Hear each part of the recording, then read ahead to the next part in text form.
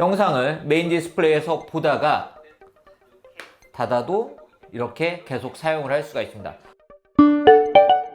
안녕하세요, 이프입니다. 제가 갤럭시 Z 폴드2 관련해서 다양한 리뷰들을 전해드리고 있는데요. 이 제품 다른 제품들과 달리 이렇게 커버 디스플레이도 있고 메인 디스플레이도 있는 폴더블 스마트폰이기 때문에 사용성이 다른 제품이죠. 그렇기 때문에 이 제품을 좀 더 유용하게 사용할 수 있는 팁들도 다를 수밖에 없습니다. 그래서 제가 오늘은 갤럭시 Z 폴드2 제품을 좀 더 유용하게 사용할 수 있는 팁들을 소개를 해드리도록 하겠습니다. 먼저 갤럭시 Z 폴드2 제품은 앱 연속성을 지원합니다. 즉 커버 디스플레이에서 이렇게 사용을 하다가 좀 더 큰 화면으로 사용을 하고 싶어 하면 이렇게 펼치게 되면 바로 그 화면을 사용을 하실 수가 있으세요.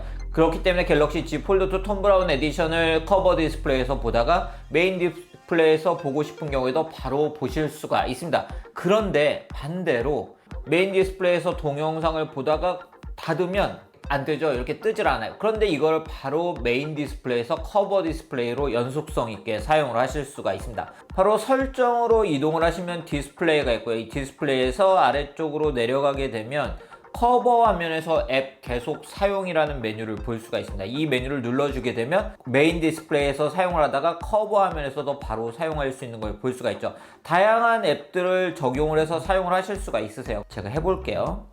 자, 이렇게 영상을 메인 디스플레이에서 보다가 닫아도 이렇게 계속 사용을 할 수가 있습니다. 두 번째로 갤럭시 Z 폴드2 제품은 120Hz의 주사율을 지원합니다. 그렇기 때문에 120Hz로 좀 더 부드럽게 사용하고 싶으신 분들은 설정을 해서 사용을 하시면 좋은데요. 설정 디스플레이 메뉴에 가시면 부드러운 모션 및 화면 전환이라는 메뉴를 만날 수가 있죠. 이 메뉴를 설정을 하시면 최적화 옵션에 120Hz로 최대 지원을 하기 때문에 이 옵션으로 사용을 하실 수가 있고요. 만약에 배터리를 좀 더 길게 사용하고 싶다 하신 분들은 일반을 적용을 해서 사용을 하시면 됩니다.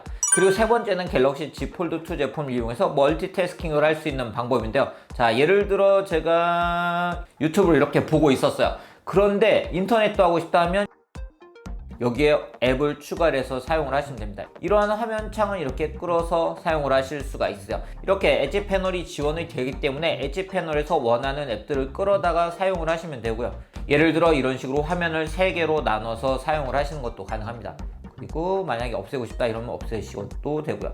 그래서 위에서는 영상을 보면서 아래쪽에서는 인터넷 서핑을 하는 등으로 사용을 하셔도 되고요. 자동 회전 모드로 해놓으면 이렇게 자동으로 회전을 해서 사용을 하실 수가 있습니다. 자, 다시 세로로 사용하겠다 하면 이렇게 세로로 회전을 해서 사용을 하실 수가 있고요.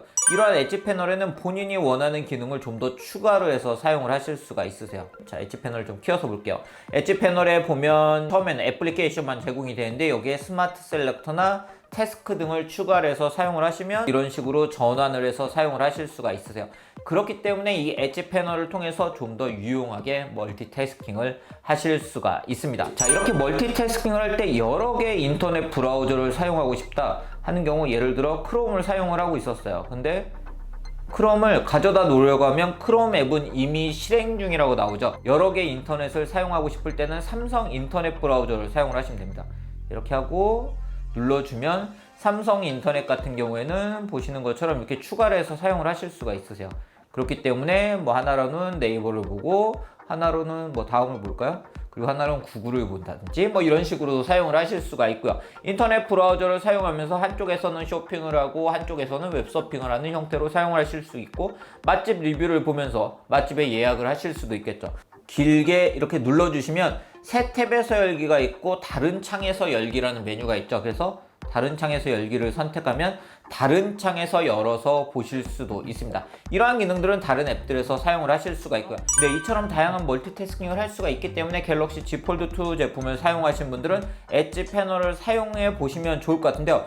그런데 나 이렇게 엣지 패널이 나오는 게 싫어 하시는 분들도 있으실 수가 있죠. 그런 분들은 디스플레이에 가셔서 아래쪽에 가시면 엣지 스크린이라는 걸 확인을 할 수가 있습니다. 이 엣지 스크린에서 엣지 패널을 꺼주시면 돼요. 그러면 더 이상 나오지가 않죠. 그리고 갤럭시 Z 폴드2 제품을 이렇게 보면 이 내비게이션 바가 오른쪽에 위치하고 있는 걸 볼 수가 있습니다. 그런데 난 왼손잡이다 하면 이걸 변경해서 사용을 하고 싶으시겠죠. 그런 분들은 설정으로 이동하신 후에 디스플레이를 선택을 하고 내비게이션 바를 선택을 하면 아래쪽에 버튼 위치라는 걸 볼 수가 있습니다. 이 버튼 위치를 이렇게 중앙으로 이동을 할 수도 있고요. 이렇게 왼쪽으로도 이동을 해서 사용을 하실 수가 있으세요. 네, 갤럭시 Z 폴드 2 제품은 오른쪽에 전원 버튼과 볼륨 버튼 그리고 지문인식 센서가 위치를 하고 있습니다. 이 부분을 변경을 해서 사용을 하실 수가 있으세요. 유용한 기능에 측면 버튼이라는 기능을 만날 수가 있는데요. 이 측면 버튼을 보면 2번 누르기 카메라 실행, 빅스비 실행, M 열기라고 되어 있고 길게 누르기, 빅스비 호출하기, 전원 끄기 메뉴라는 걸 볼 수가 있죠. 즉 이 지문인식 센서에 있는 이 전원 버튼을 2번 눌렀을 때 어떤 기능을 사용할 것인지 등을 설정을 하실 수가 있고요. 길게 눌렀을 때 빅스비로 호출할 건지 아니면 전원 끄기 메뉴를 설정할 건지를 설정해서 사용을 하실 수가 있습니다. 만약에 카메라를 많이 촬영하시는 분들은 이렇게 그냥 2번 누르기를 카메라 빠른 실행으로 설정을 해두시면 카메라를 좀 더 쉽게 호출해서 사용을 하실 수가 있는데요. 예를 들어 이렇게 사용을 하다가 바로 카메라를 찍고 싶다 할 때는 이렇게 2번 누르면 카메라를 실행을 해서 촬영을 하실 수가 있습니다. 이 지문인식 센서를 좀 더 유용하게 사용할 수 있는 방법이 있습니다. 유용한 기능에 가셔서 모션 및 제스처를 선택을 하시면 여기 지문인식 제스처라는 기능을 확인을 할 수가 있어요. 자, 켜둘게요. 켜두면 어떻게 사용할 수 있냐면요. 예를 들어 저희가 이렇게 사용을 하고 있을 때 이 지문인식 제스처 기능을 통해서 자, 보시면 이런 식으로 위 상단에 있는 메뉴들을 내려서 바로 사용을 하실 수가 있으세요. 자, 보시면 이런 식으로 내려오는 걸 볼 수가 있죠. 네, 그리고 메시지나 다양한 앱들에서 오는 알림을 팝업으로 받을 수 있는 기능도 사용을 하실 수가 있습니다. 특히 메시지나 카카오톡 등을 설정을 해두시면 유용하게 사용할 수 있는 기능인데요. 메시지나 카카오톡 등이 도착을 했을 때 이런 식으로 팝업으로 알려주기 때문에 바로 여기서 답변을 하거나 하실 수가 있어요. 그렇기 때문에 이 기능도 설정을 해두시면 좀 더 유용하게 사용을 하실 수가 있고요. 이런 팝업 메뉴 같은 경우는 이렇게 길게 눌러서 삭제를 하시면 됩니다. 그럼 이제 카메라를 한번 살펴보도록 하겠습니다. 갤럭시 Z 폴드 2 제품을 사용하시다가 만약에 셀피를 촬영하거나 고정을 해서 사진 촬영을 하고 싶으신 분들은 보시는 것처럼 상단에는 카메라를 볼 수가 있고 하단에서는 조절하면서 이렇게 고정형 형태로 촬영을 하실 수가 있습니다. 그리고 이 제품 듀얼 프리뷰라는 기능을 제공을 하는데요. 메인 디스플레이로서도 확인을 하고 커버 디스플레이에서도 확인을 할 수 있는 기능인데요. 상단에 있는 이 버튼을 누르게 되면 자, 여기서도 볼 수가 있고 이 커버 디스플레이에서도 볼 수가 있는 걸 볼 수가 있죠. 그래서 양쪽에서 프리뷰를 하면서 사진을 촬영을 하실 수가 있습니다.